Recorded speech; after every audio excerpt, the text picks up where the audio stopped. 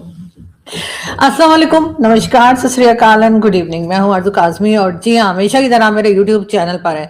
जैसे कि आप देख रहे हैं, मैंने फ्लैग लगाया है हिंदुस्तान और पाकिस्तान का। तो आप लोग जानते हैं कि हम शुरू करेंगे हिंदुस्तान पाकिस्तान से। वैसे तो जी और भी बहुत कुछ हो रहा है। अब आप ट्रंप को ही देख लीजिए। ट्रंप जो है वो वेनेजुएला के प्रेसिडेंट को ऐसे उठा के ले गए जैसे हमारे यहाँ कच्चे के डाकू लोगों को उठा के ले जाते हैं। जी हाँ, यानी कच्चे के डाकू जो है वो भी थोड़ी सी तमीज रखते हैं, लेकिन ट्रंप ने तो वो तमीज भी नहीं रखी। और कच्चे के डाकू भी जो है फैमिली देखकर मतलब उठाते हैं। अक्सर सिर्फ जेंट्स को ही उठा ले जाते हैं, फीमेल्स को नहीं उठाते। लेकिन ट्रम्प जो है वो जाहिर है कि वो एक अमेरिकन है, और अमेरिकन में जाहिर है हम देसी लोगों जैसी कह लीजिए कि तमीज तरीका तो होता नहीं है।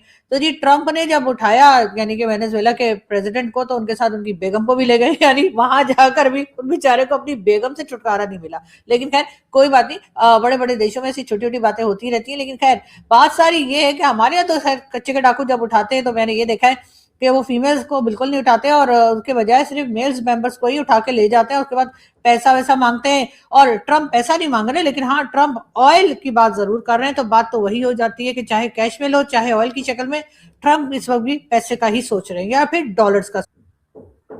तो खैर बात हम कर रहे थे हिंदुस्तान पाकिस्तान की। आप जानते हैं हिंदुस्तान पाकिस्तान के बीच में तो हमेशा से पाकिस्तान बनने से लेकर आज तक 36 का आंकड़ा रहा है।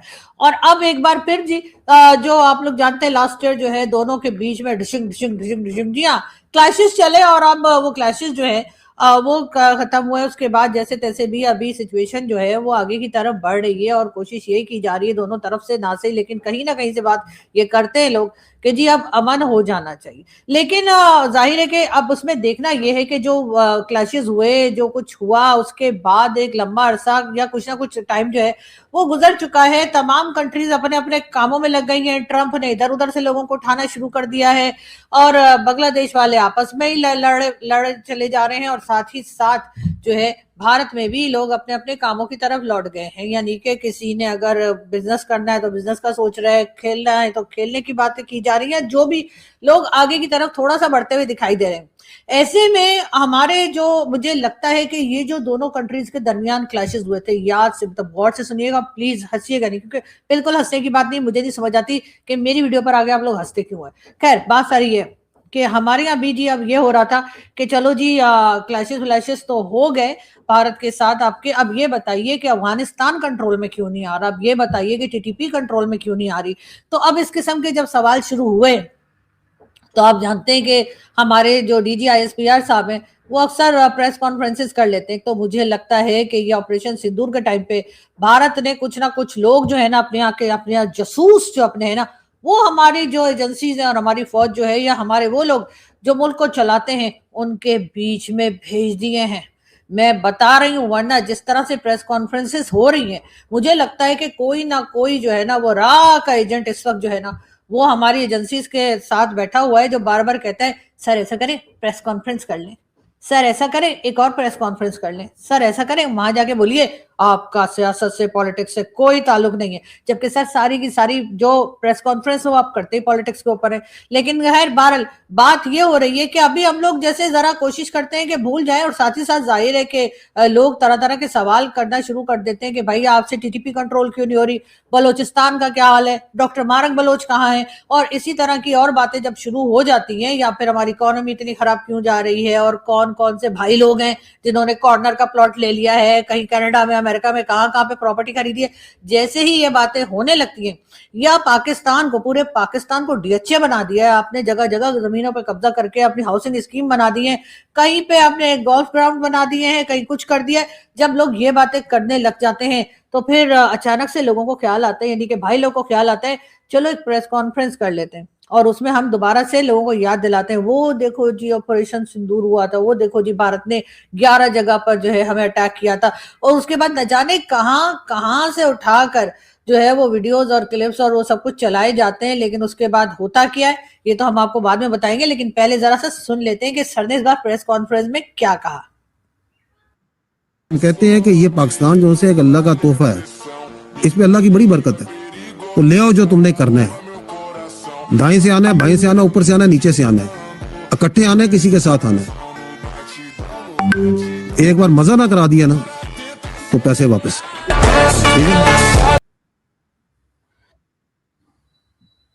जी तो अब कहा ये गया है कि जी अगर आपको मजा ना करा दिया ना तो पैसे वापस। वैसे तो पाकिस्तान ने आज तक किसी के पैसे वापस नहीं किए, मजा आए चाहे ना आए। आप जानते ही हैं यूएई कह रहे हैं हमारे पैसे दे दो, तो हमने कहा कि भाई 1 साल और रुक जाइए। सऊदी अरेबिया ने कहा हमारे पैसे दे दो, तो हमने कहा 1 साल और रुक जाइए, अगले साल देखेंगे यानी नेक्स्ट ईयर में देखा जाएगा। हौसला रखिए, इतना घबराने की बात नहीं है। और इसी तरह से पाकिस्तान से कई कंट्रीज जिनसे पाकिस्तान ने लोन उठा रखा है वो कर्जा अपना वापस मांग रहे हैं, अपना दिया हुआ पैसा वापस मांग रहे हैं, वो तो हम दे नहीं पा रहे हैं। और ऊपर से हमारे डीजीआईएसपीआर साहब कह रहे हैं कि आ जाओ सबको, यानी भारत से और अफगानिस्तान से और सबसे कह रहे हैं कि सब लोग आ जाए, इकट्ठे आ जाए, अकेले ना आए, और उसके बाद जो है वो हम सबको देख लेंगे। मतलब ये बातें हमारे यहाँ चल रही हैं और हैरत की बात ये है कि उसके बाद इनमें कोई घबराहट दिखाई नहीं दे रही। तो ऐसे में भारत की तरफ से भी कई तरह के जवाब आए और एक रिप्लाई में आपको सुनाती हूँ, कर्नल दानवीर सिंह है और उन्होंने क्या जवाब दिया, देखते हैं। और भरोसा भी दिलाता हूं कि हम ऊपर से भी आएंगे, नीचे से भी आएंगे, दाहिने से भी आएंगे, बाएं से भी आएंगे, अकेले बिल्कुल नहीं आएंगे, इकट्ठे आएंगे, सारे के सारे आएंगे, पूरा मजा लेंगे और पैसा वसूल करके ही जाएंगे। आपको पैसा वापस करने की जरूरत नहीं पड़ेगी। जय हिंद। जी, तो ये थे कर्नल दानवीर सिंह जो बता रहे थे कि हम हर तरफ से आएंगे और उसके बाद सबको लेकर आएंगे और उसके बाद पैसा वसूल करके जाएंगे और पता नहीं क्या क्या। लेकिन अब ये मौका उनको दिया किसने? वैसे तो कर्नल साहब मतलब अक्सर इसी किस्म की बातें करते हैं और उनके यहाँ से अक्सर लोग ऐसे बात करते हैं कि जैसे पाकिस्तान को वो जवाब देते हैं जब भी इनकी डीजीआईएसपीआर की कोई प्रेस कॉन्फ्रेंस होती है या किसी किस्म का स्टेटमेंट आता है पाकिस्तान की गवर्नमेंट या प्राइम मिनिस्टर वगैरह की तरफ से या पॉलिटिशियंस की साइड से, तो डेफिनेटली भारत से बहुत से लोग ऐसे, बहुत से उनके मिलिट्री के लोग ऐसे जो कि अब टीवी चैनल्स वगैरह पर भी आते हैं, उनकी तरफ से रिप्लाई आता है, विजय गौरव आर्या का आता है और बहुत से लोगों का जवाब आता है। लेकिन खैर अब उसको मौका कौन देता है? जाहिर अब अगर आप इस तरह की बातें करेंगे कि जी आ जाइए और पैसा वसूल और इस किस्म की, तो फिर यही होगा। लेकिन पहली बात तो ये कि ऐसा ना हो कि ये गल्फ कंट्रीज जो हमें पैसा देके बैठी है या अमेरिका या फिर समझ लीजिए आईएमएफ और वर्ल्ड बैंक जो है, कहीं उनको भी कोई गलत ट्रांसलेशन करके ना बता दे डीजीआईएसपीआर साहब की प्रेस कॉन्फ्रेंस का और कह दें कि जी असल में ये पैसा वापस देने के लिए बैठे हैं, आप लोग जाइए और पैसा वसूल कर लीजिए। इसलिए कि जाहिर है कि जब आपने खुद भी देखा है कि जब आप गूगल में ट्रांसलेशन डालें तो कुछ का कुछ जो है वो मतलब आ जाता है। तो ऐसा ना हो कि डीजीआईएसपीआर साहब ने जो प्रेस कॉन्फ्रेंस की है कि आइए हम पैसा देने बैठे हैं, तो कहीं हमारा भी कहीं वही हाल ना हो जाए कि पता लगा हर तरफ से लोग आ गए और कहा कि लाओ जी पैसा निकालो। जब ये कहेंगे तो फिर हम क्या करेंगे? हम कहेंगे अब्बा डब्बा जब्बा। जी हाँ, तो अब्बा डब्बा जब्बा हम बोलेंगे क्योंकि जाहिर हमें समझ में तो कुछ आ रहा नहीं है कि हम कर क्या रहे हैं। लेकिन यहाँ पर भी जो है वो डीजीआईएसपीआर साहब इधर रुके नहीं थे, उसके बाद उन्होंने कुछ बातें और की थी और वो भी एक टीवी जर्नलिस्ट या कह लीजिए इंडियन जर्नलिस्ट को लेकर और उनकी वीडियो दिखाई गई और कहा गया कि ये देखो कि ये क्या कर रहे हैं और उनको भी दावत दे दी कि जब सब लोग आएंगे तो आप भी आ जाइएगा। मतलब ये कि कमाल ही हो गया ये। खैर उनको भी सुन लेते हैं। किस तरह वो चला, सुनिए। भारत और पाकिस्तान का युद्ध होगा ही होगा। इस साल भारत के साथ अफगानिस्तान भी पाकिस्तान को मिलकर फोड़ेगा, ये भी आज आपको बता दें। रोकिएगा जरा, ये भाईजान हिंदुस्तानी मीडिया पे आके कह रहे हैं कि ये जो 2026 है इसमें भारत और अफगानिस्तान मिलकर पाकिस्तान पे हमला करेंगे। आ जाओ, तुम दोनों का शौक पूरा कर देते। और तू टीवी पे ना बैठी उससे, तू भी साथ आई, यही वीडियो चलाएंगे उस वक्त। तुम लोग आओ जरा और बताएंगे तुम दोनों का असर क्या किया हमने। बहुत अच्छी बात है जी। तो सुशांत सिंह साहब जो सुशांत सेना जो है वो ये कह रहे हैं कि बहुत अच्छी बात है कि वो कि डीजीआईएसपीआर साहब उनका टीवी शो देखते हैं या उनकी डिबेट देखते हैं, तो इसलिए उन्होंने कहा कि बहुत अच्छा किया कि आपने देख ली। लेकिन अब आप उनको भी दावत दे रहे हैं, उनको भी कह रहे हैं कि टीवी पर मत रहना, आ जाओ जी यहाँ पर आ जाओ। जब सब आएंगे, जब अफगानिस्तान और भारत मिलकर आएंगे तो आप भी आ जाइए। लेकिन बात सारी ये है कि भाई आप उनको क्यों इल्जाम दे रहे हैं? वो तो जर्नलिस्ट है और जर्नलिस्ट का काम होता है न्यूज देना। जर्नलिस्ट का काम होता है कि वो आपको खबर दे कि क्या चल रहा है और उनको क्या लग रहा है कि क्या होने वाला है, क्या हो सकता है। अब ऐसे में अगर आपको बुरा लग गया है तो उस पर कोई क्या कर सकता है। लेकिन बहरहाल इस वक्त जरूरत इस बात की है कि डीजीआईएसपीआर साहब हर तरफ से अपनी इस किस्म की जो एक प्रेस कॉन्फ्रेंसेस वो किया करते हैं, जिसके बाद उल्टा उनको जैसे बख्शी सर कहते हैं ना, लेने के देने पड़ जाते हैं। तो इस बार भी उनको लेने के देने पड़ गए और उनकी जो प्रेस कॉन्फ्रेंस कॉन्फ्रेंस है जिसमें कि उन्होंने ईमान मजारी का भी नाम लिया और कहा कि जी ईमान की जो ट्वीट्स है बलूचिस्तान को लेकर, जो कि हम लोग अक्सर ही आवाज उठाते रहते हैं कि जी बलूचिस्तान में गलत हो रहा है, बलूचिस्तान के लोगों को उनके राइट्स नहीं मिल रहे, बलूचिस्तान में प्रोटेस्ट चल रहे हैं, वहां के एक्टिविस्ट जो हैं उनको अरेस्ट किया जा रहा है, वहां पे मिसिंग पर्संस का इशू है। ये बात हमने कई बार अपने शोज में कही है और हमारे अलावा भी कई लोगों ने ये बात की है। तो जी हम बार बार जब ये बात करते हैं और ईमान जो है वो भी जो है, जब बलूचिस्तान के लोग यहाँ आते हैं वो यहाँ पर उनके साथ खड़ी दिखाई देती हैं, तो उनकी ट्वीट्स को लेकर के जी बार बार मिसिंग पर्संस का इशू क्यों उठाया जा रहा है और क्यों ये बात करेंगे करके उन्होंने ये भी इल्जाम लगा दिया कि वहां पे जो टेररिज्म हो रही है पाकिस्तान में और बलूचिस्तान में उसको जी सपोर्ट कर रही है और इस तरह की बातें जो है ईमान के बारे में की गई है। अच्छा, ईमान भी जो है वो भी मतलब मुझे लगता है मेरी तरह वो भी थोड़ी घूमी खोपड़ी है, तो उनको अगर कोई कुछ कह दे तो उल्टा वो उनको जो कहता है उसको लेने के देने पड़ जाते हैं। तो बिल्कुल ईमान ने बड़े जबरदस्त तरीके से जो है वो कोर्ट में केस कर दिया और उल्टा डीजी आईएसपीआर साहब को तलब करने का कह दिया कि जी इनको बुलाया जाए और उनसे पूछा जाए कि ये क्यों इस तरह के इल्जामात जो है बगैर किसी सबूत के ये इस किस्म के इल्जामात जो हैं, इस तरह के एलिगेशंस जो है वो जो है पाकिस्तान के लोगों पे लगाए चले जा रहे हैं। और ईमान एक बहुत रिस्पॉन्सिबल किस्म की सिटीजन है पाकिस्तान की और बहुत हम लोग उन्हें पसंद करते हैं, हम उनके साथ हमेशा खड़े रहते हैं, खास तौर पे बलूचिस्तान को लेकर। तो बहरहाल इस किस्म की बातें भी उनकी प्रेस कॉन्फ्रेंस में हुई। इस बार तो लग रहा था बिल्कुल ही जैसे कहना चाहिए कि घबराहट थी जो खत्म होने में ही नहीं आ रही थी।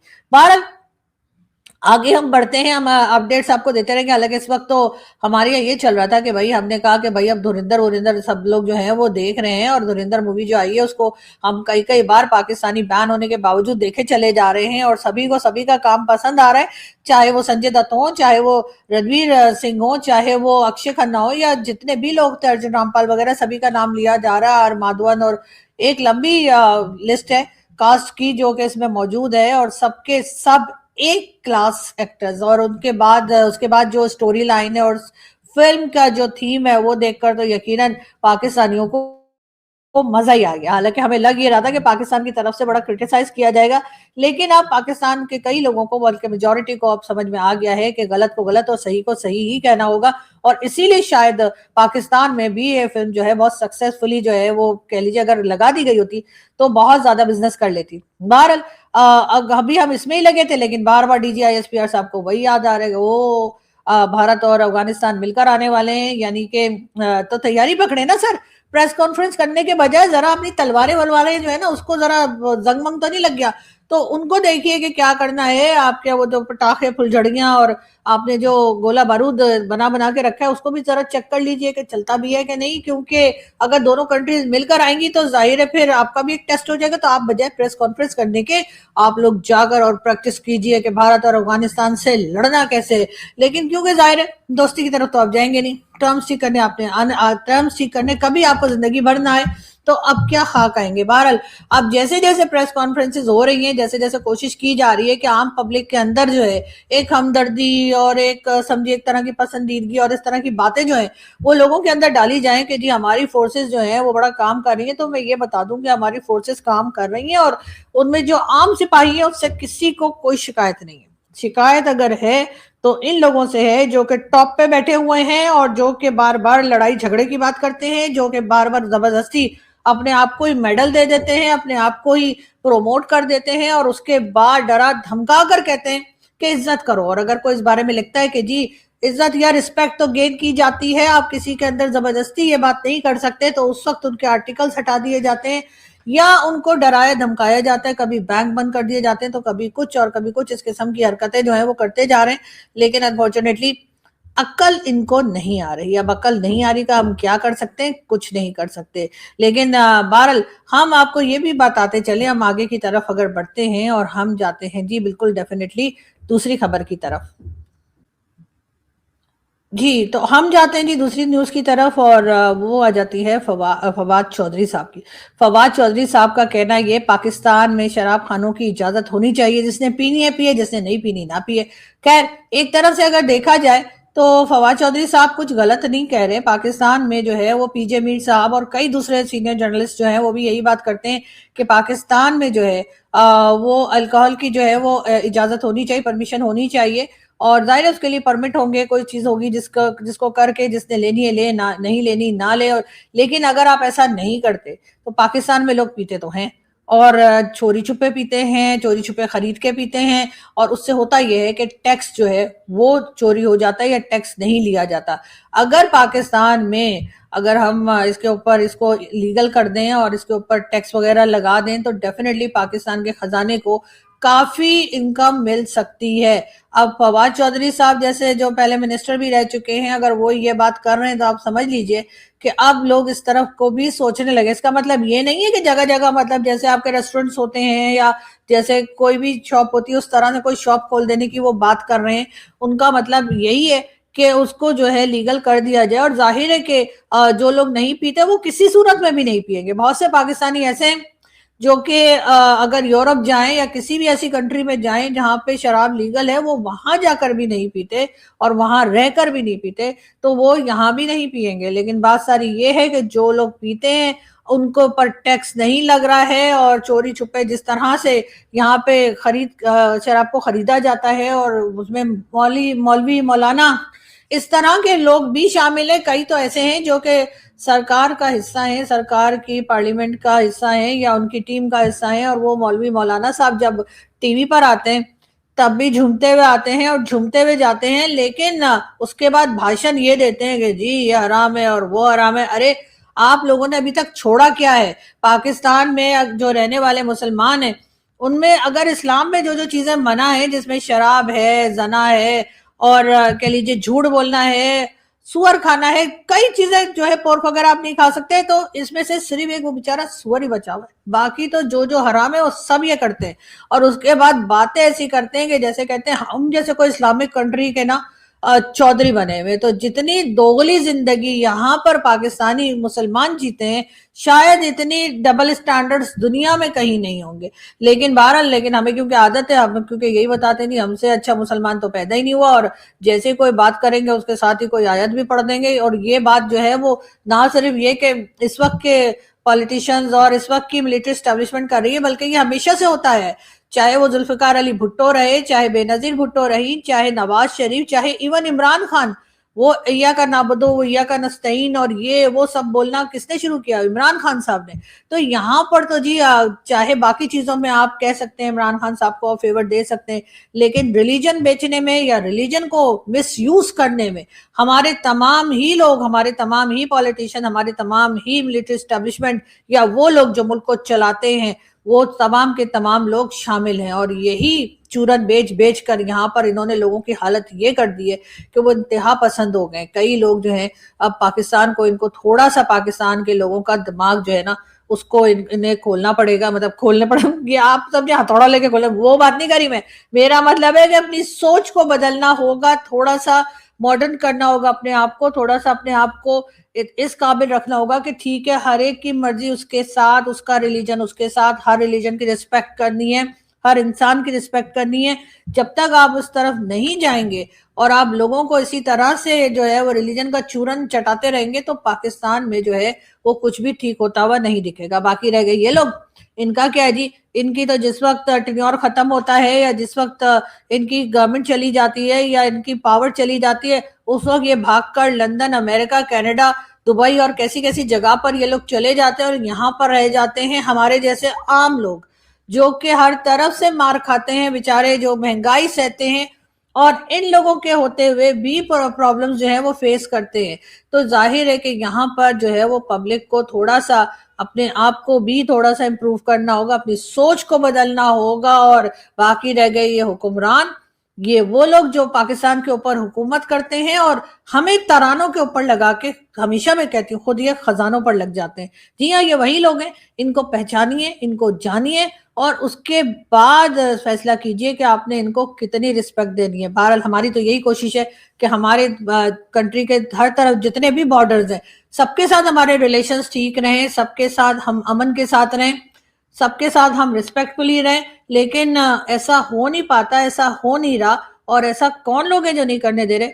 आप लोग भी जानते हैं, जानती तो मैं भी हूँ, लेकिन यहाँ थोड़ी बताऊंगी, आपको पहले से पता है, याद रखिएगा। खैर, यहाँ से हम चलते हैं, आप लोगों से मुलाकात होगी नेक्स्ट वीडियो में। ना बहुत सारा ख्याल रखिएगा, हंसते रहिए, मुस्कुराते रहिए और बहुत जल्द फिर मिलेंगे। अब देखते हैं कि जी DGISPR साहब की प्रेस कॉन्फ्रेंस के बाद और जो लोग जवाब दे रहे हैं, भारत से आते जा रहे रिप्लाईज, मैं सोशल मीडिया पे देखती जा रही हूँ, तो जैसे जैसे लोग जवाब देते जाएंगे, अब हम उम्मीद यही कर रहे हैं कि शायद इनको अकल आ जाए और ये आइंदा इस किस्म की प्रेस कॉन्फ्रेंसेस ना करें। बहुत जल्द फिर मिलेंगे। Thank you.